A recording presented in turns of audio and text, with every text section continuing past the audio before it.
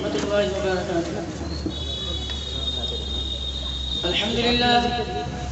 الحمد لله وكفى وسلام على عباده الذين اصطفى. اما بعد، اسے یہ فکر ہے ہر دم نیا طرز جفا کیا ہے.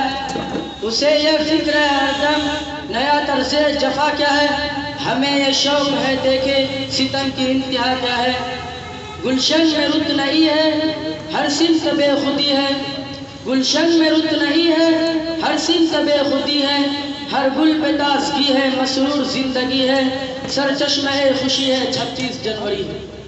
صدر محترم، 26 جنوری یوم جمہوریہ بھارت کے قومی تعطیل کا دن ہے، جسے ملک بھر میں بڑے شان و شوکت سے منایا جاتا ہے.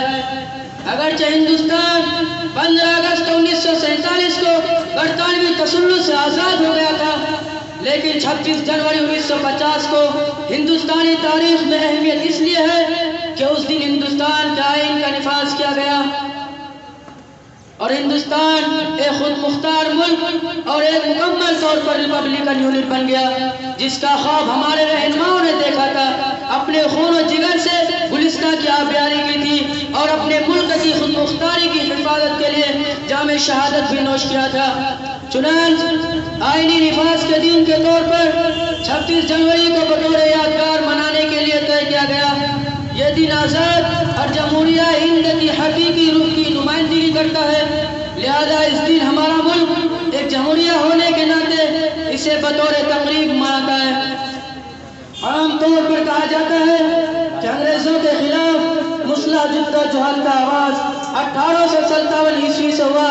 یہ ایک غلط مفروضہ ہے جو جان بوجھ کر عام کیا گیا تاکہ 1857 عیسوی سے 100 برس پہلے جس تحریک کا آغاز ہوا تھا، جس کے نتیجے میں بنگال کے سراج الدولہ نے 1757 عیسوی میں، حیدر علی نے 1767 عیسوی میں، مجنو شاہ نے 1776 عیسوی سے 1780 تک، ٹیپو سلطان 1791 عیسوی میں، مولوی شریعت اللہ اپنے بیٹے کے ہمراہ 1812 عیسوی میں، سید احمد شہید 1831 عیسوی میں انگریزوں کے خلاف جو باقاعدہ جنگیں لڑی تھی، وہ سب تاریخ کے غبار میں دب جائے اور اہل وطن یہ جان نہ سکے.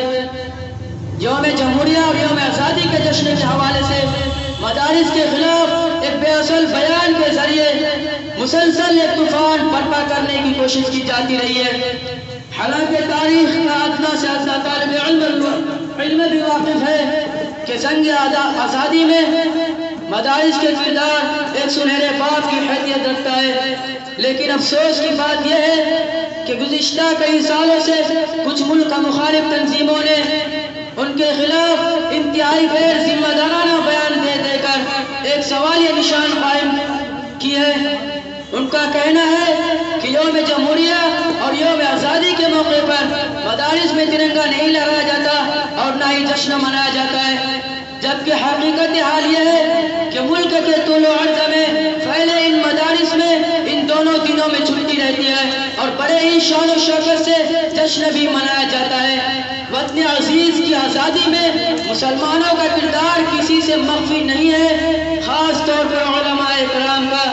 اتنا سب کچھ ہونے کے باوجود ہم پر شک کرنا، ہمیں مشکوک قرار دینا انتہائی شرمناک اور بیہودہ حرکت ہے، کیونکہ ہزاروں نغمے وفا کے ان کی لبوں پہ آ کے مچل رہے ہیں.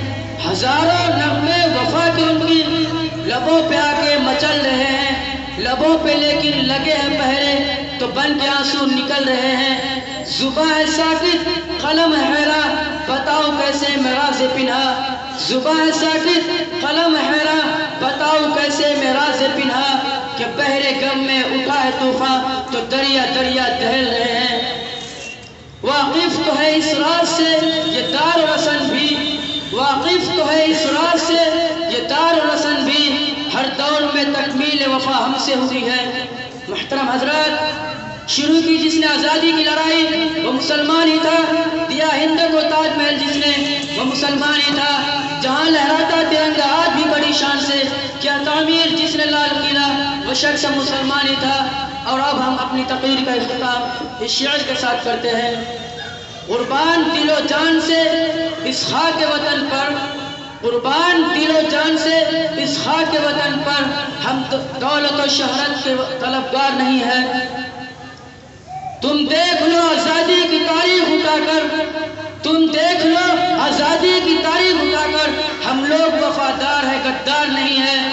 پتا پتا پھوٹا پھوٹا حال ہمارا جانے ہے، پتا پتا پھوٹا پھوٹا حال ہمارا جانے ہے، جانے نہ جانے گل ہی نہ جانے باغ تو سارا جانے ہے۔